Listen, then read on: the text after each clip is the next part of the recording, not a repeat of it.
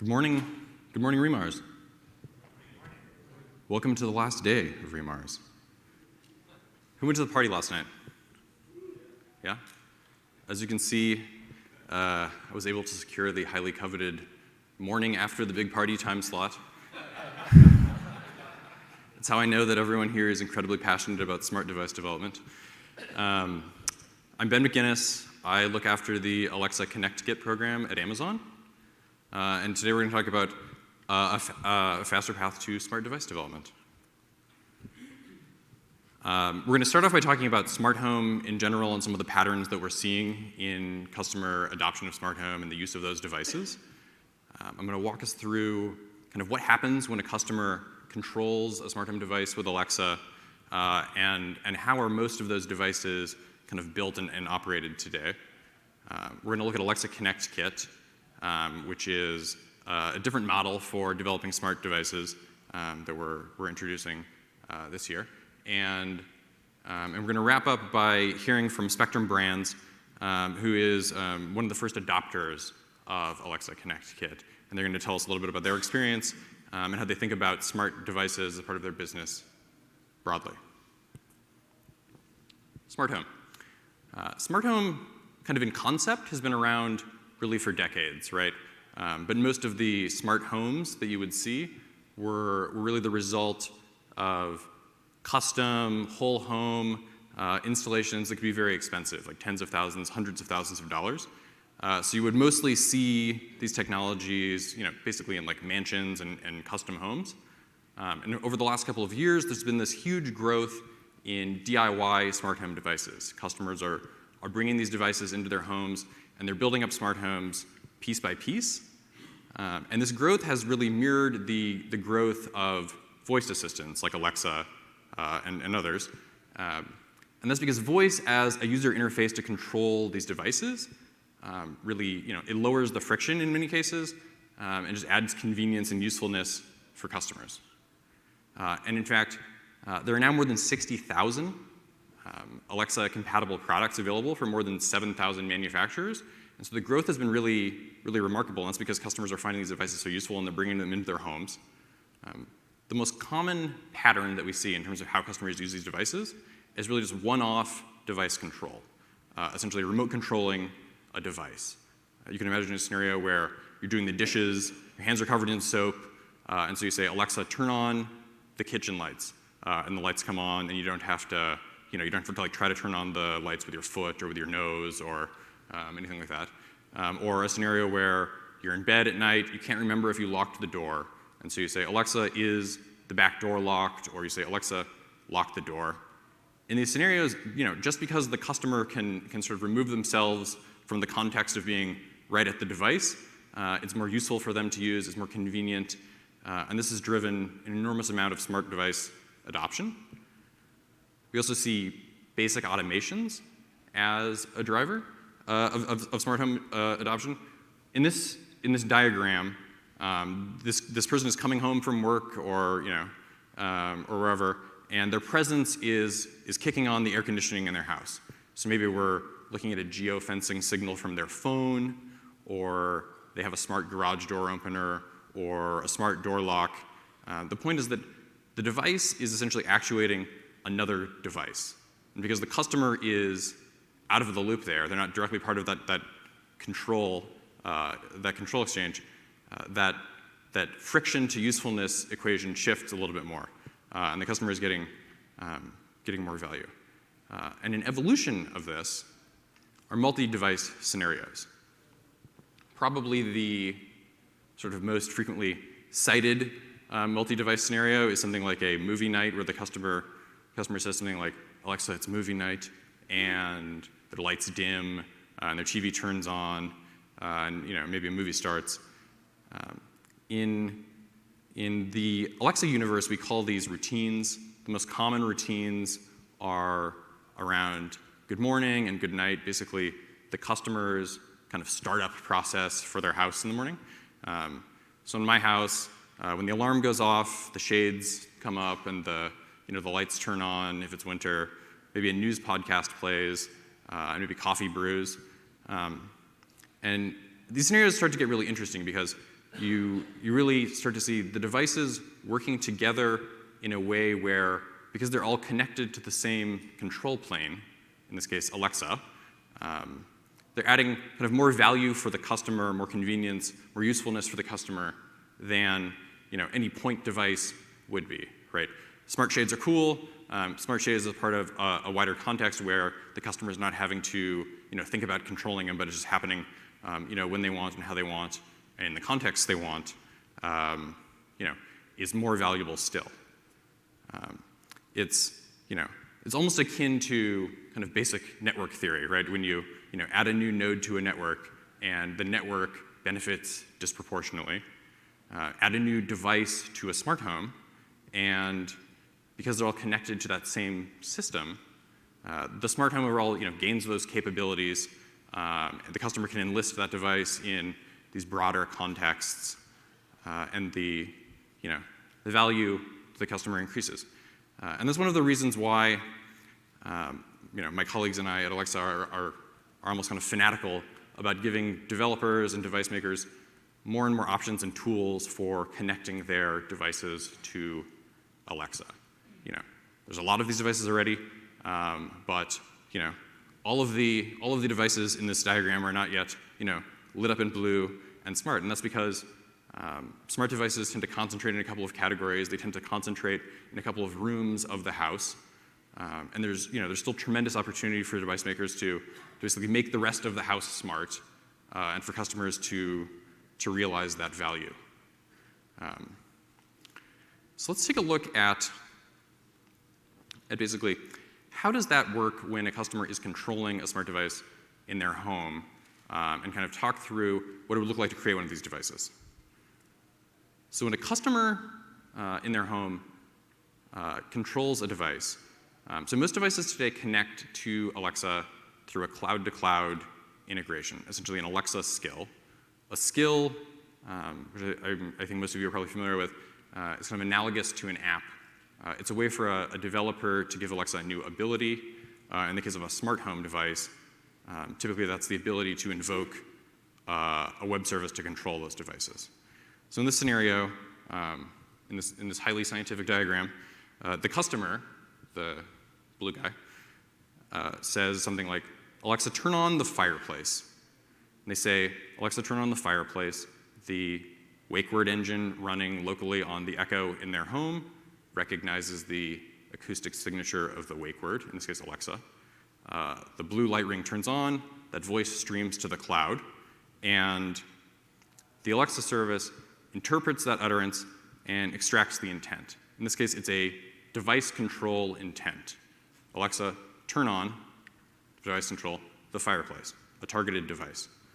And at that point, the smart home service determines which third-party cloud service controls this customer's fireplace and is best suited to sort of execute that command. And that's where the cloud-to-cloud integration comes together. The Alexa smart home service tells the device control cloud, Ben wants to turn on his fireplace. And at that point, it's in the hands of the device maker's IoT cloud service to execute that command. When they get a confirmation from their device that its state has changed, the fireplace is turned on, they tell the Alexa cloud service, hey, we've turned on the fireplace. It goes back down to the customer's Echo, and they hear the confirmation tone. It seems like a relatively simple flow, but to get to this point, the device maker, to get this kind of IoT-connected product, has had to bring together a really large amount of resources and a bunch of different skill sets and technologies. And so let's step through those to kind of get a picture for what this traditional smart device architecture really looks like.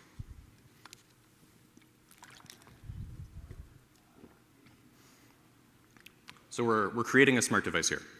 To get started, we're going to build the actual device, right? We're going to create the electromechanical components of the device, and we're going to create the application code for that specific device.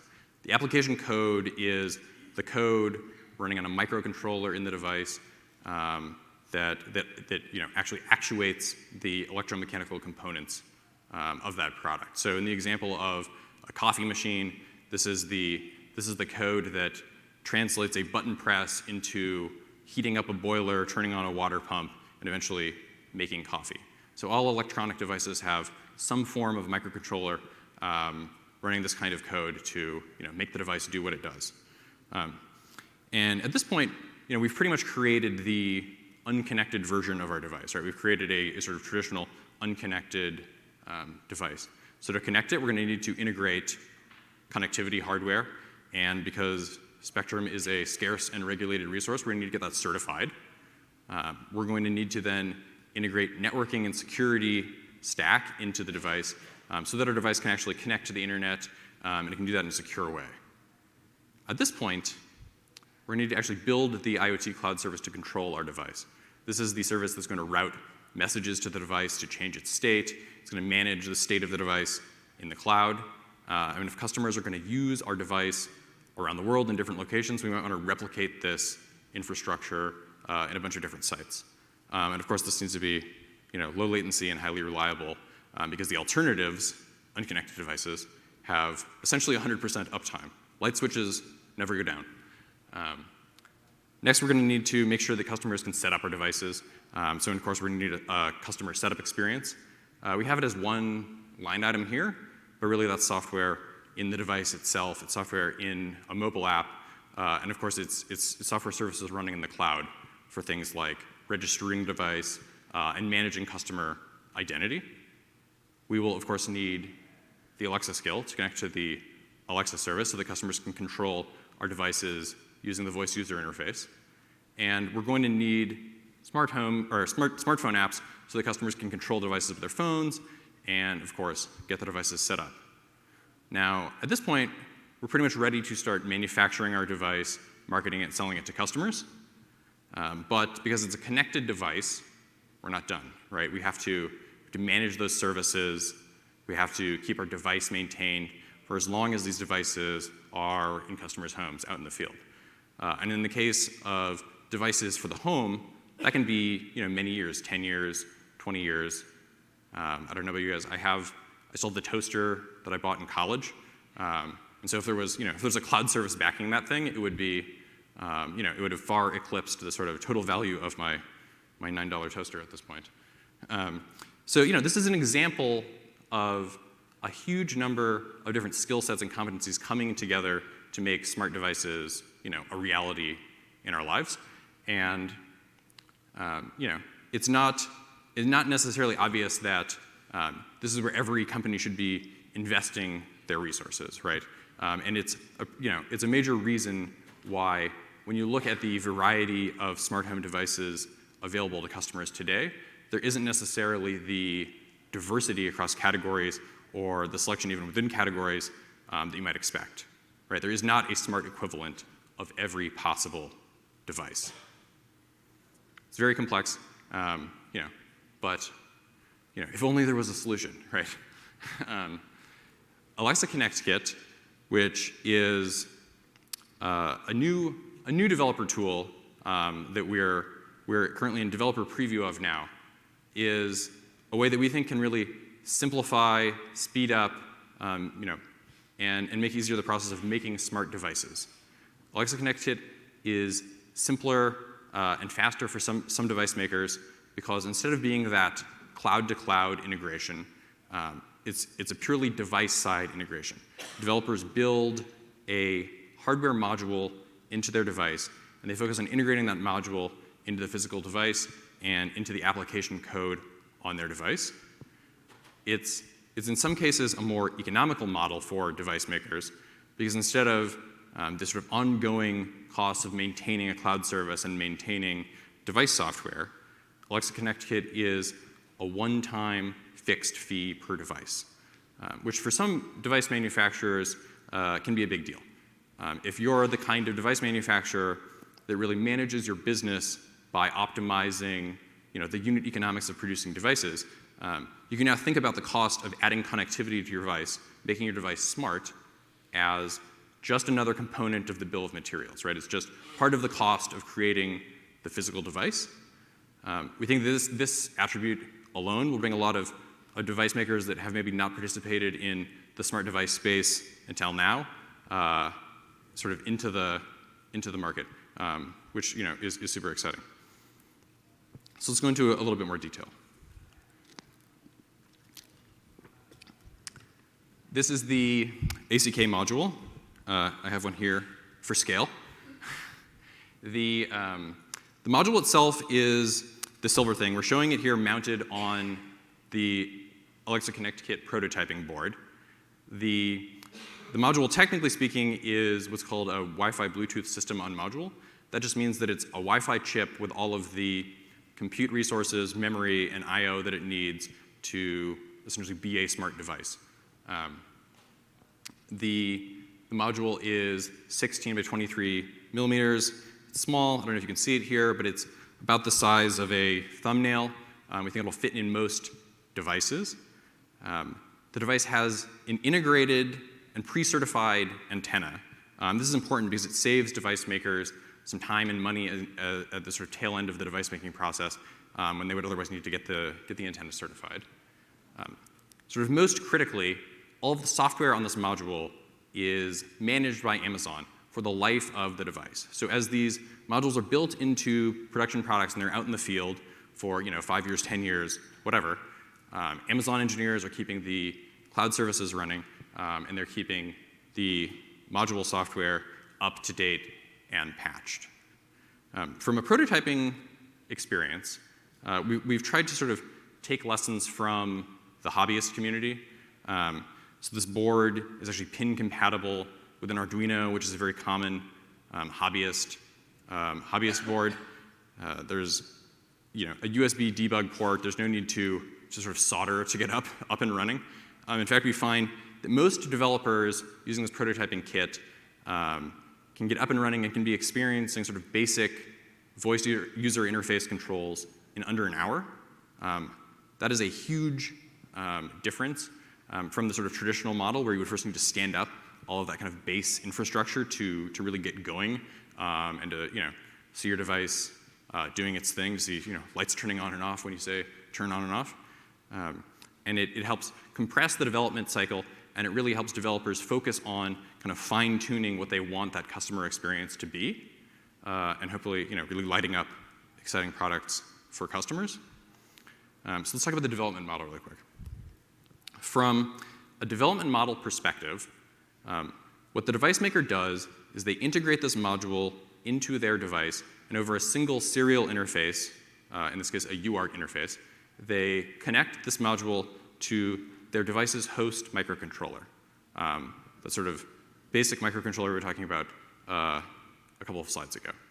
And for every process running on that microcontroller that controls a physical characteristic of the device, maybe turning it on or setting it into a different mode, what they do is they integrate an ACK handler that bridges directives that come from the Alexa service through the module to those processes, to actuate the processes, right? So in the example of our fireplace, let's say that this fireplace can be set to sort of varying sort of degrees of onness.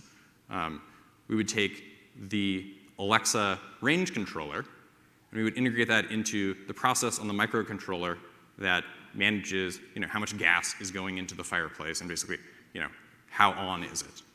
And at that point, the fireplace would know how to interpret range commands coming from the module, and the module, once configured as a fireplace by the developer, would be able to respond to Alexa commands to, turn on the fireplace to 50% or, turn on the fireplace to 100%, basically different ranges, however the developer wanted to configure them. This is sort of a simplification of the development model, but it's actually fairly, it's possible to create fairly complex device scenarios that build on these different building blocks of, again, the physical characteristics of the device that the developer is connecting. And what this lets us do, we've seen this slide before, right? What this lets us do is really focus as a device maker on, hopefully the things that we do best, right? Creating awesome devices and marketing and selling and manufacturing those awesome devices. and not necessarily replicating a bunch of this infrastructure that is essentially fairly common across all sorts of different smart devices, whether it's a smart thermostat or a smart fireplace or a smart toaster or whatever. But just because this is a simplified development model, again, it doesn't mean that the devices themselves are simple. Let's look at an example. This is the Amazon Basics microwave. Aside from being a 0.7 foot, 700 watt countertop microwave, it is also the first reference implementation of Alexa Connect Kit.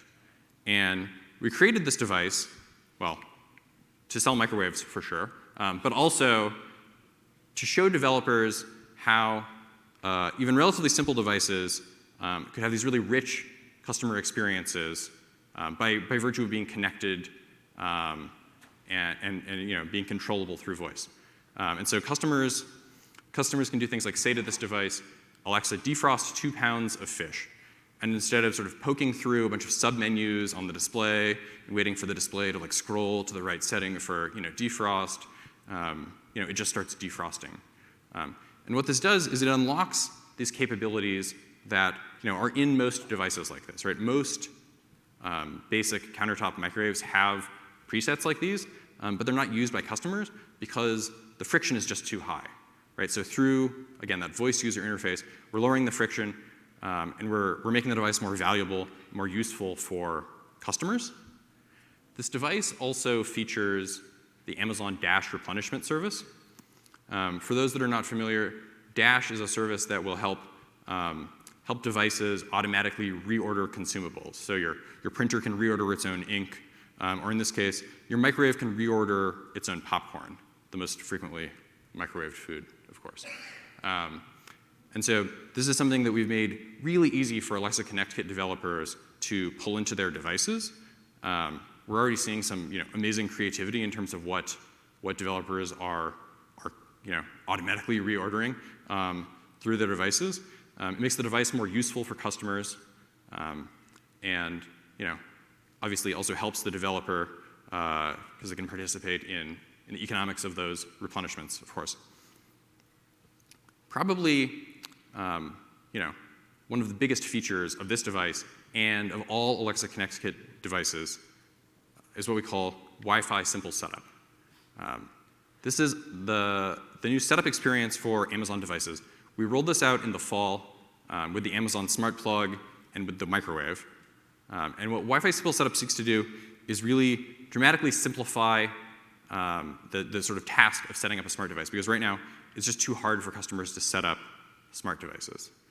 And so with Wi-Fi simple setup, if a customer has ever bought an Amazon device before, as part of the setup experience, we've asked them to securely store their network credentials in the Amazon cloud. And if they've done that, when they buy a compatible device on Amazon and it arrives in their house, it will automatically start looking for a provisioning device that's already on the network. So for example, an Echo. When the new device sees the provisioner, they will securely connect, they will exchange network credentials, and the new device will set itself up, get itself online. This can be a very powerful experience. It can be as easy for customers as plugging in the device and it sets itself up. You can go from, in some cases, dozens of steps to get a new device online to a single step. We think this is a big improvement for customers, but from a device maker perspective, this is also a pretty big step forward. If you read customer reviews for smart devices, you'll really quickly understand that the setup experience is a huge driver of customer dissatisfaction. It's a primary cause of customer service calls for smart devices, and it's a major cause of device returns, right? So, crummy setup experiences are costing device makers money, and this is an area where we think we can help customers and device makers at the same time. We're just getting started, but it's an area that we're definitely going to continue investing in because we think that the world is only better if setup experiences suck less, right? So next I'm going to bring up Rolando from from Spectrum Brands. Rolando Cavazos is the Vice President of New Products for Spectrum. We're lucky to have him here at Remars this week, along with some of the other guys from the Spectrum team. As I said earlier, Alexa Connect is in developer preview. We launched the preview in the fall, and the team from Spectrum are some of the first to use Alexa Connect to create some devices. So Rolando's going to walk us through their experience using ACK and how they think about smart devices broadly. Rolando. Yeah, thank you, Ben. Good morning, everyone. Happy Friday. Very excited to be here with Ben and the rest of the Amazon team. I don't know, who of you know Spectrum Brands? You guys? Yes, that's what I thought. Oh, man, we have one person. So who knows Black & Decker appliances or George Foreman or Russell Hobbs? So that's us, you know, same with the Remington shavers. So we're a company in Wisconsin. We're in Madison, Wisconsin, and my accent is from Mexico, not from Wisconsin, just to be clear. I have Justin here from Wisconsin. And we do, basically we're like number one, number two, depending how you look at it in different categories, right? You can look at it from the number of units that we sell or the revenue that we generate. And it's global new product development, and you know, when you look at our value proposition, you know, it's very unique, right? Most of our retail pricing is under $100. You know, we do have some SKUs above 100, but you know, Ben was saying my $9 toaster, that's ours. That's probably like a Black & Decker toaster.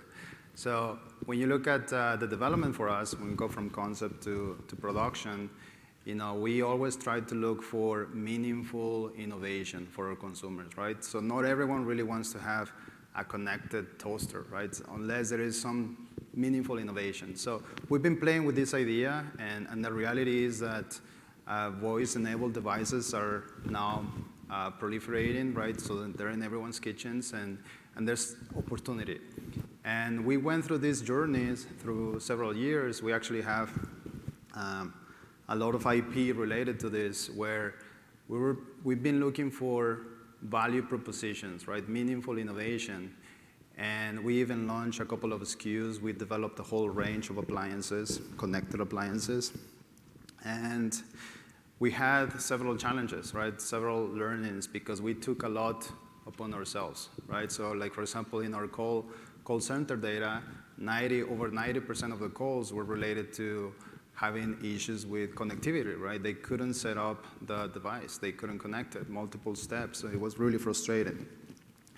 And not only that, when we develop our own apps, we also had to maintain that app, right? You have different upgrades that you have to go through. So if you think of Spectrum Brands, we're really good at making a good drip coffee maker, right? You can ask Justin if you're curious about, you know, what makes a good coffee maker. So we can give you a whole lecture, right? Or we can tell you what makes an even toast, right, in a toaster. So, but when you look at app development, very early on, we realized that we needed to have partners, right, to get out of our boundaries and figure out how can we make it work. So when we started the collaboration with Amazon, for us, it was going straight into some of those challenges that we had, right? So especially what Ben just mentioned with the connectivity, frustration-free, and what has been interesting is being early adopters on this. We're now realizing that there's a ton of opportunity, you know, and we have selected a couple of unique design configurations that represent for us two different use cases. And the intention here is that once we go through this first phase, then it's going to be easier for us to deploy, you know, that system into different categories, right? And do it in a global basis. So that's really exciting for us. And yeah, if you have any questions, we'll be here at the end of the session. We'll be happy to talk to you guys. And thanks. Yep. Thanks very much, Rolando.